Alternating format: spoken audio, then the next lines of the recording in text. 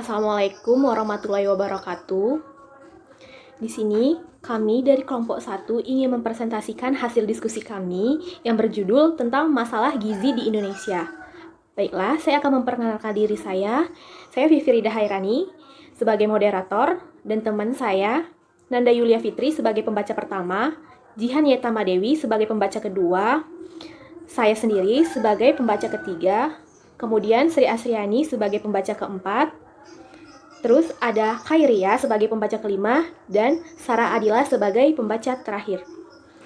Untuk mempersingkat waktu, Nanda Yulia Fitri akan membacakan hasil presentasinya. Untuk Nanda, kami persilahkan. Assalamualaikum warahmatullahi wabarakatuh. Saya Nanda Yulia Fitri sebagai pemakalah pertama. Kali ini saya akan membahas masalah gizi di Indonesia. Baiklah, kita akan membahas gizi di Indonesia. Bangsa Indonesia masih memiliki beberapa ketertinggalan dan kekurangan jika dibandingkan dengan negara lain yang lebih maju dari kita. Salah satunya adalah dalam bidang kesehatan, khususnya soal gizi. Berkaitan dengan gizi, Indonesia adalah negara yang mengalami dua masalah sekaligus, baik kekurangan gizi maupun kelebihan gizi. Dengan kata lain, di satu sisi bangsa Indonesia masih harus berjuang memerangi berbagai macam penyakit infeksi dan kurang gizi yang saling berinteraksi satu sama lain, menjadikan tingkat kesehatan masyarakat Indonesia tidak kunjung meningkat secara signifikan. Tetapi di kota-kota besar, masalah kesehatan masyarakat utamanya justru dipicu dengan adanya kelebihan gizi. Selanjutnya kita membahas masalah gizi. Masalah gizi tidak terlepas dari masalah makanan, karena masalah gizi timbul sebagai akibat kekurangan dan kelebihan kandungan zat gizi dalam makanan. Kebiasaan mengonsumsi makanan melebihi kecukupan gizi menimbulkan masalah gizi yang terutama terjadi di kalangan masyarakat perkotaan. Terdapat 4 masalah gizi.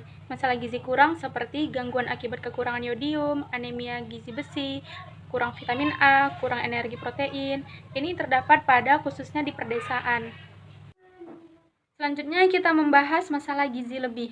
Masalah gizi lebih sering disebut dengan non-communicable disease atau juga diartikan penyakit tidak menular. Memasuki era perkembangan di Indonesia, menghadapi masalah gizi ganda yaitu masalah gizi lebih dan masalah gizi kurang dengan berbagai resiko penyakit yang menyertainya. Selanjutnya, makan lebih banyak dari kebutuhan dan makan yang tidak seimbang dalam arti kebanyakan. Faktor risiko dalam makanan dan kurangnya faktor proteksi dapat menyebabkan keadaan gizi lebih. Berarti kalau kita makan lebih itu tidak bagus juga ya. Jadi, dapat membawa risiko masalah kesehatan. Jenis masalah gizi lebih yaitu obesitas dan penyakit degeneratif, yaitu penyakit jantung, koroner, stroke, diabetes, asam urat, dan lain-lain. Assalamualaikum warahmatullahi wabarakatuh. Nama saya Jihan Yetama Dewi sebagai pembaca makalah kedua. Di sini saya akan membahas mengenai gizi lebih. Bila makan berlebihan, faktor terjadinya kelebihan gizi serta menangani kelebihan gizi. Oke, sebelum kita masuk membahas mengenai gizi lebih, sebelumnya tadi kita telah membahas mengenai masalah gizi di Indonesia dan masalah gizi lebih yang mana telah dibawakan oleh teman saya, Nanda Yulia Fitri. Setelah teman-teman membahas mengenai masalah gizi lebih, apa yang ada di benak teman-teman tentang gizi lebih? Gizi lebih adalah keadaan tubuh seseorang yang mengalami berat badan berlebih karena kelebihan asupan energi yang disimpan dalam bentuk cadangan berupa lemak. Makan berlebihan. Seperti gambar wanita di samping, sini dia ada makan donat, makan nasi, burger, ayam, minum susu, roti, serta ikan.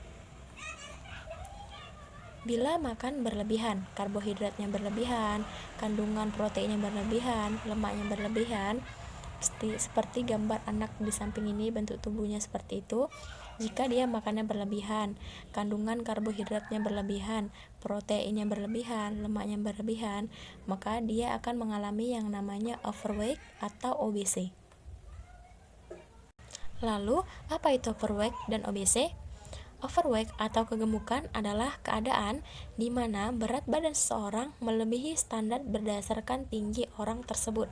Sedangkan obese atau yang biasa sering kita dengar yaitu obesitas adalah kondisi kegemukan yang berlebihan.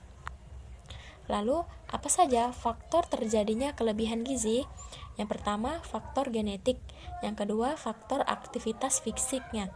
Yang ketiga, kurangnya pemahaman seseorang tentang makanan bergizi seimbang. Yang keempat, sering mengkonsumsi makanan yang serba instan. Yang kelima, dipengaruhi oleh tingkat sosial ekonomi. Lalu bagaimana cara menangani kelebihan gizi? Yang pertama, harus mengatur pola makan. Yang kedua, untuk lebih rajin bergerak dan berolahraga. Yang ketiga, harus cukup minum air putih dan kurangilah kopi, teh, maupun minuman beralkohol lainnya. Selanjutnya, mengenai materi asupan makanan bervariasi dengan kategori sehat akan dibawakan oleh teman saya. Kita melanjutkan presentasinya, yaitu asupan makanan bervariasi dengan kategori sehat. Makanan adalah salah satu kebutuhan dasar manusia.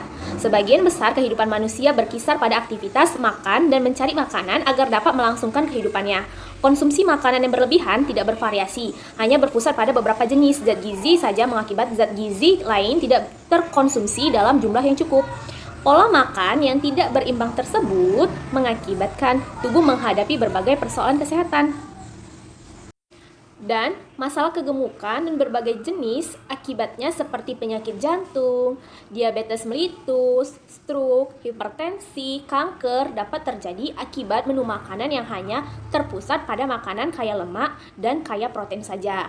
Sebaliknya, masalah kekurangan gizi atau defisiensi juga dapat terjadi akibat pola konsumsi yang tidak seimbang dan tidak bervariasi. Saya akan melanjutkan hasil presentasinya. Saya akan membahas tentang menu bergizi dan beragam. Untuk dapat hidup sehat, manusia memerlukan zat gizi yang cukup.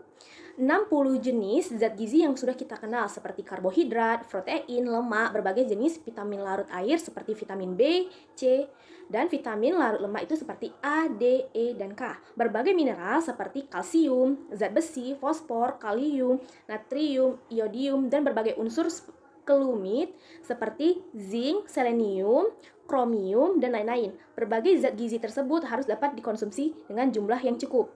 Nah, masing-masing gizi terutama golongan mayor yakni karbohidrat, protein, dan lemak harus dikonsumsi dengan jumlah yang seimbang. Untuk karbohidrat berkisar 55%, protein 15%, dan lemak 25%. Asriani Tumanggor akan melanjutkan prinsip gizi seimbang.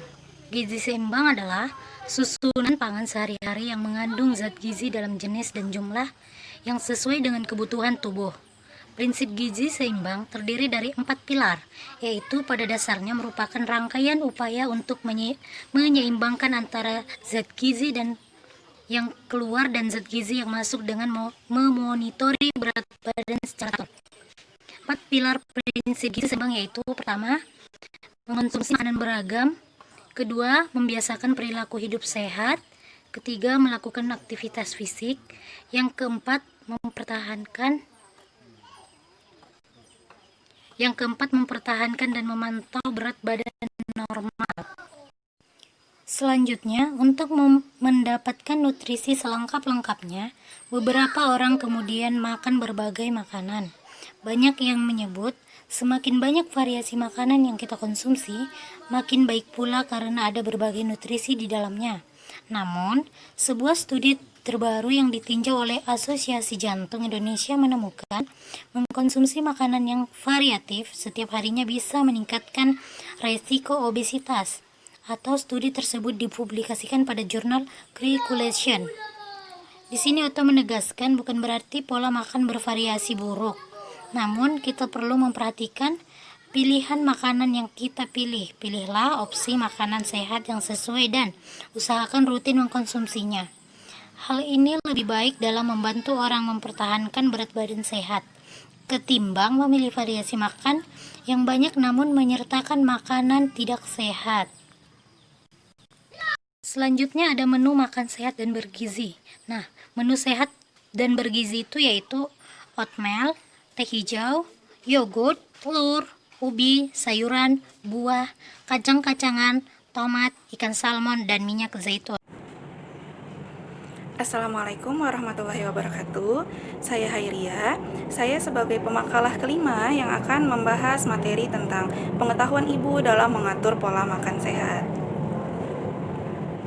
Dalam mengatur pola makan sehat, orang tua sangat berperan untuk memperhatikan masalah gizi sang anak. Seperti yang telah diketahui bahwa seorang ibu merupakan sosok yang menjadi tumpuan dalam mengelola makan keluarga. Semakin baik pengelolaan yang dilakukan oleh ibu, maka akan semakin baik pula pola makan keluarga. Sehingga dalam pemberian makan tersebut berpengaruh pada status gizi keluarga, khususnya pada anak, dikarenakan anak masih pada proses pertumbuh kembangan. Semua itu tak terlepas dari kemampuan ibu dalam memilih, mengolah, serta mengatur makan yang dibutuhkan oleh anggota keluarga. Hal yang mendasari pengelolaan makan keluarga adalah pengetahuan gizi yang dimiliki oleh ibu. Secara tidak langsung, kebiasaan makan yang dilakukan ibu akan mempengaruhi kebiasaan makan anak. Jadi, membiasakan anak untuk mengonsumsi berbagai jenis makanan akan membantu anak untuk mengenal berbagai jenis makanan, sehingga pada saat makan, anak tidak akan memilih jenis makanan yang akan dimakannya, karena asupan makanan yang dikonsumsi oleh anak sejak dini itu berguna untuk bekal di kemudian hari untuk perkembangan tubuhnya. Selanjutnya ada pengetahuan gizi. Pengetahuan gizi adalah segala bentuk informasi mengenai zat-zat makanan, termasuk sumber dan fungsinya yang diperlukan bagi tubuh, serta penerapannya dalam kehidupan sehari-hari. Menurut Soeharjo tahun 1993. Sehingga pengetahuan ibu tentang gizi balita merupakan segala bentuk informasi yang dimiliki oleh ibu mengenai zat makanan yang dibutuhkan bagi tubuh balita dan kemampuan ibu untuk menerapkannya dalam kehidupan sehari-hari. Pemberian makanan pada anak bertujuan untuk mencapai tubuh kembang anak secara optimal. Pemberian makanan yang baik dan benar dapat menghasilkan gizi yang baik, sehingga meningkatkan kemampuan untuk mengembangkan seluruh potensi genetik yang ada secara optimal. Jadi, semakin baik gizi yang diasup oleh anak, maka akan semakin baik pula proses pertumbuhan yang dilakukan oleh tubuh dari anak tersebut. Pemberian makan pada anak memiliki 3 fungsi, yaitu fungsi fisiologis, yaitu pemberian nutrisi pada anak sesuai dengan kebutuhan tubuhnya dan sesuai dengan umurnya agar tercapai tumbuh kembang yang optimal. Yang kedua, fungsi psikologis, yaitu pemberian makanan pada anak penting dalam mengembangkan hubungan emosional antara ibu dan anak sejak awal. Yang ketiga, itu ada fungsi sosial atau edukasi, yaitu melatih anak untuk mengenal makanan, keterampilan makan, dan bersosialisasi dengan lingkungannya. Pemberian makanan pada anak secara tidak langsung menjadi alat untuk mendidik anak. Jadi, pada proses pemberian makan, ibu bukan hanya memberikan nutrisi kepada anak, tetapi ibu juga bisa memberikan beberapa edukasi. Contohnya, melatih anak untuk jadi lebih mandiri, seperti memberikan kesempatan bagi anak untuk bisa makan dengan sendiri tanpa harus disuapi. Terus menunjukkan jika sudah waktu makan, maka anak tersebut harus makan tanpa harus disuruh ibu. Serta memberikan pengetahuan tentang aturan rumah, bahwa saat proses makan itu wajib duduk di satu meja yang sama dengan keluarga. Serta memberikan beberapa edukasi penting lainnya seperti pada saat proses makan tidak boleh berdiri, bahkan berbicara. Nah, di slide selanjutnya itu ada penyusunan menu. Pemberian makan pada balita harus disesuaikan dengan usia dan kebutuhan tubuhnya. Pengaturan makan dan perencanaan menu makan anak harus selalu dilakukan sesuai dengan kebutuhan gizi, usia, dan keadaan kesehatannya. Pemberian makan yang teratur berarti memberikan semua zat gizi yang diperlukan baik untuk energi maupun untuk tumbuh kembang yang optimal. Makanan yang memenuhi menu gizi seimbang untuk anak bila menu makanan terdiri atas kelompok bahan makanan, sumber zat tenaga, zat pembangun, zat pengatur, serta makanan yang berasal dari susu. Jadi, penyusunan menu makanan ini sebaiknya dilakukan dengan pedoman 4 sehat 5 sempurna. Dikarenakan di dalam 4 sehat 5 sempurna terdapat berbagai jenis menu makanan yang memiliki protein, karbohidrat, zat besi, serta vitamin yang baik bagi tumbuh kembang dari anak. Baiklah, itu tadi penjelasan dari saya. Selanjutnya akan dijelaskan oleh teman saya. Terima kasih. Selanjutnya, kita akan membahas mengenai pengolahan makanan. Bahan makanan yang akan diolah di samping kebersihannya juga dalam penyiapannya seperti dalam membuat potongan bahan perlu diperhatikan. Kenapa? Karena proses mengunyah dan refleks menelan balita belum sempurna seperti layaknya orang dewasa, sehingga anak sering tersedak. Jadi di saat kita melakukan pengolahan makanan, kita perlu memperhatikan potongan bahan makanan untuk balita tersebut, karena potongan bahan untuk orang dewasa dan balita itu berbeda. Pengolahan makanan untuk balita adalah yang menghasilkan tekstur lunak dengan kandungan air tinggi, yaitu direbus, diungkep, atau dikukus. Untuk pengolahan dengan dipanggang atau digoreng yang tidak menghasilkan tekstur keras dapat dikenalkan, tetapi dalam jumlah yang terbatas. Selain itu, dilakukan juga pengolahan dengan cara kombinasi, misalnya direbus dahulu baru kemudian dipanggang atau direbus, diungkep baru kemudian digoreng. Selanjutnya mengenai materi penyajian makanan akan dilanjutkan oleh teman saya Sarah Adila.